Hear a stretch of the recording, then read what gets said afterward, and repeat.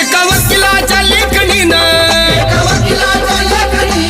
त्याच्या कायद्याच्या आखणीनं आमच्या हक्काचं लेखन व माय मग कुणी नाही केलं भलं व माय अग दिल्लीचं दालन फुलं व माय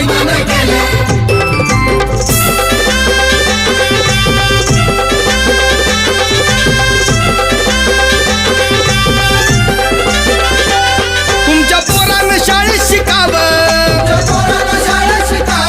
आशाला जारीला मुकावं